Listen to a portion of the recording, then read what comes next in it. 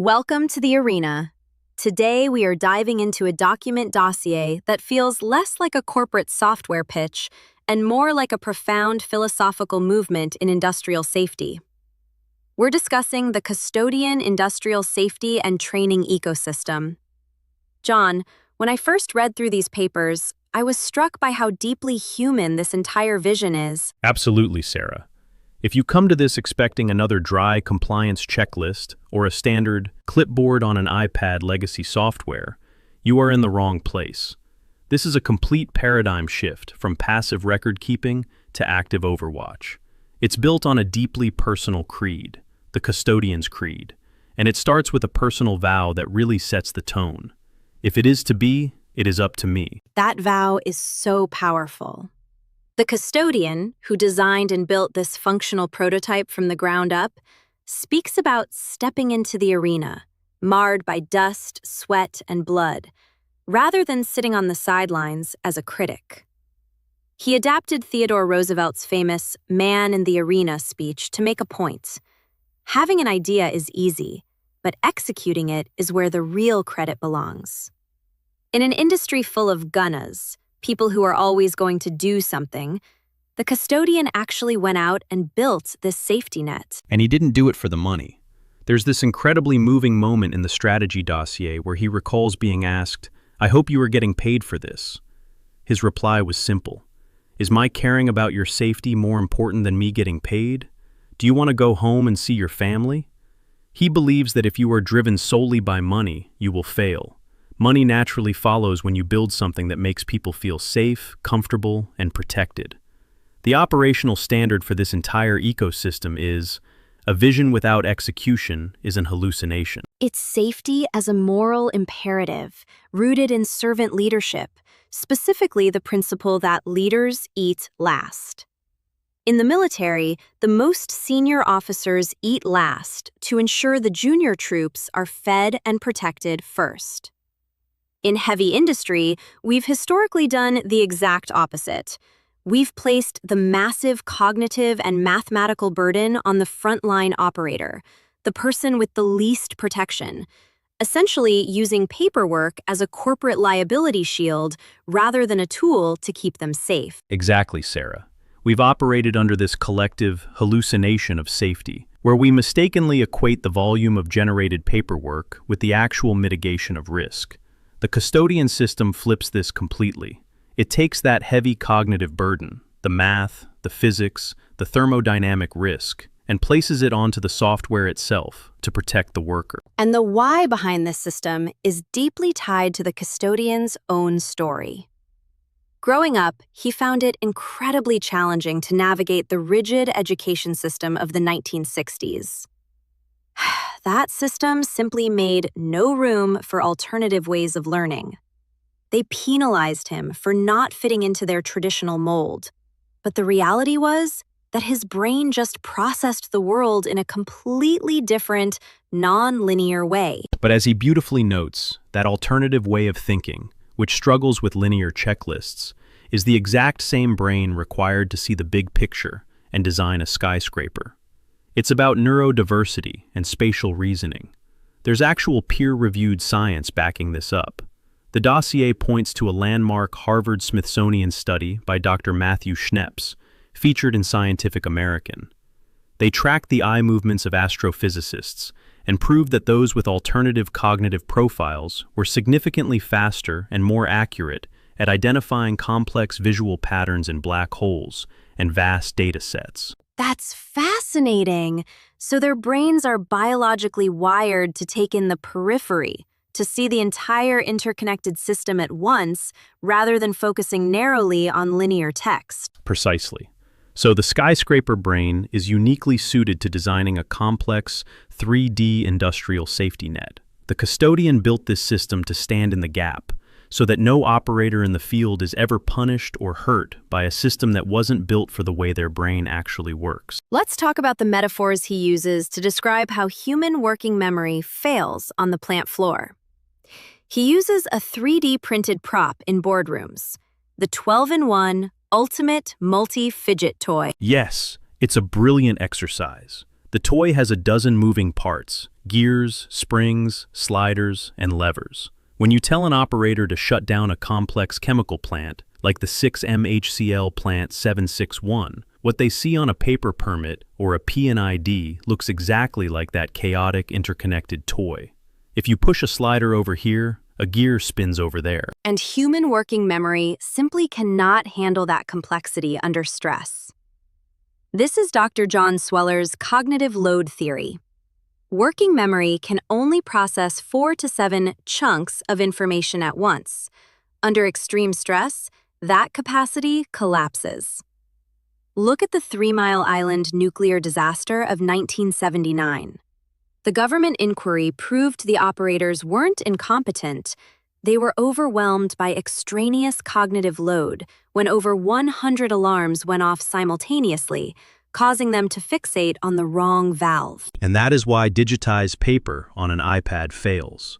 It does nothing to actively safeguard the operator. It just replicates manual checklist flaws digitally and relies on administrative hope. The custodian system is Active Overwatch. It acts as a cognitive scaffold, offloading the mathematical calculations of hazards and isolation matrices, so the operator can focus 100% of their mental capacity on situational awareness and physical execution. It also digitizes what the dossier calls the calm, hyper-intelligent, non-judgmental presence of a master.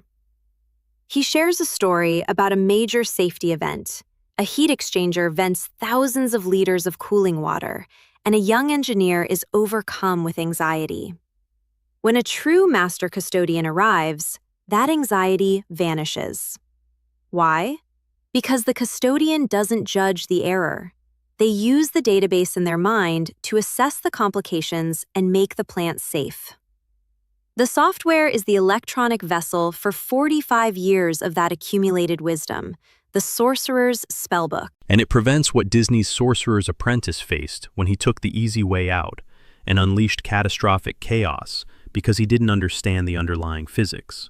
It is the modern equivalent of digital hieroglyphs, tribal elders passing their hard-won wisdom down to the next generation of apprentices before they retire. So how is this delivered? It's a coin with 2 inseparable sides: the Simulator Training Academy and the Digital Permit System. Right.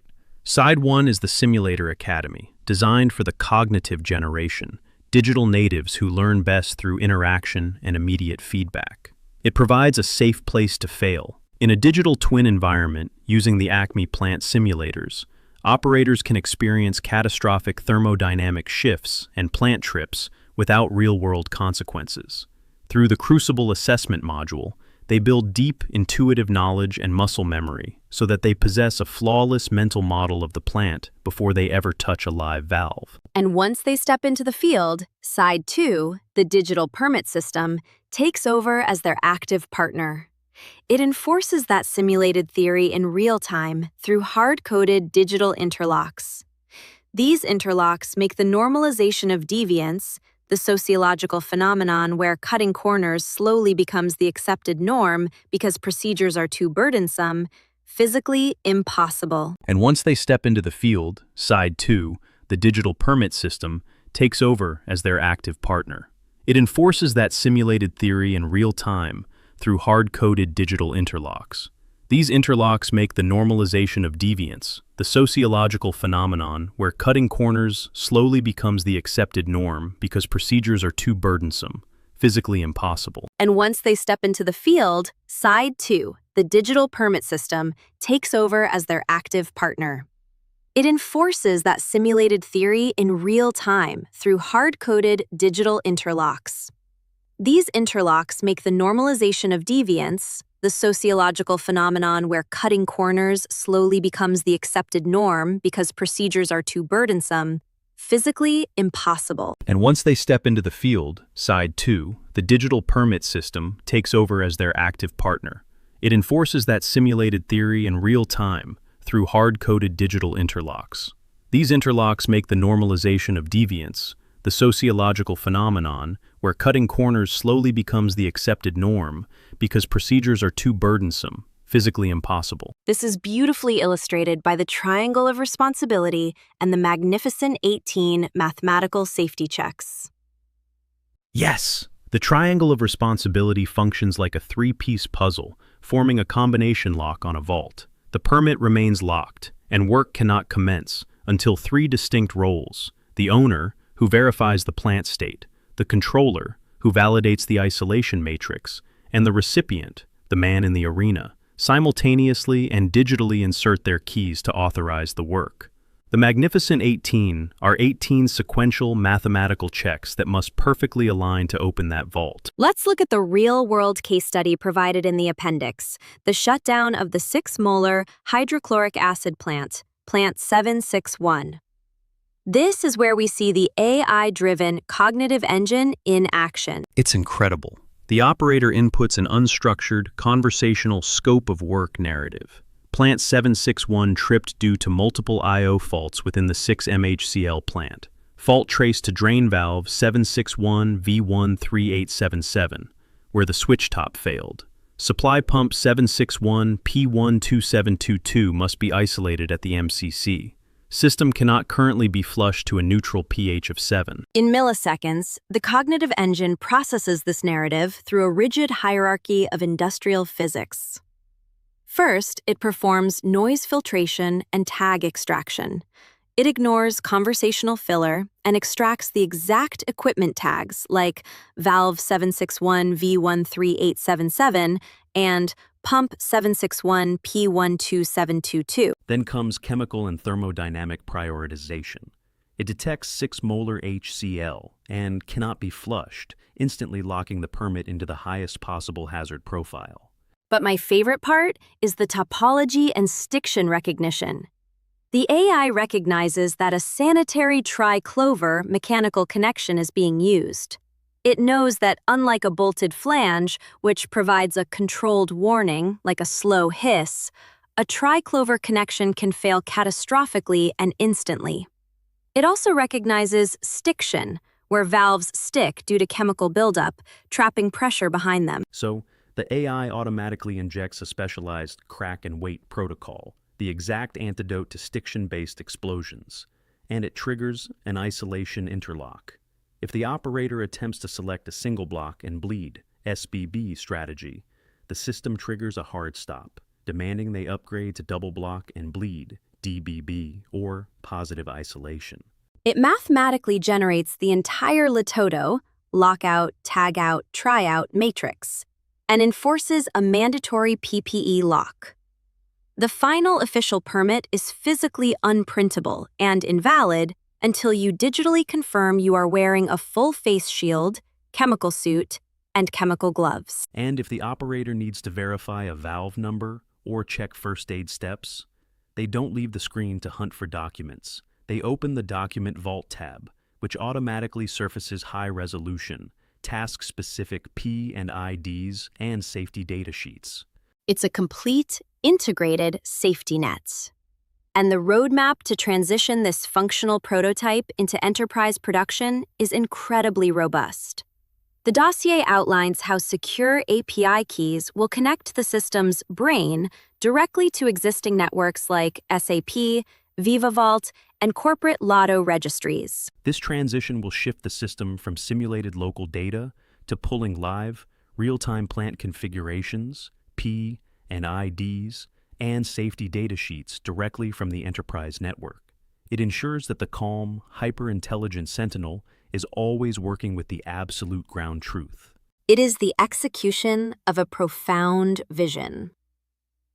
To close, I think we have to return to the heart of the Custodian's creed. A vision without execution is an hallucination. And if it is to be, it is up to me. This ecosystem is the Custodian's legacy to an industry he has served for 45 years, built to ensure that every doer of deeds who steps into the arena goes home to their family at the end of the day. What a powerful way to think about safety. Thank you for joining us in the arena. Stay safe, everyone.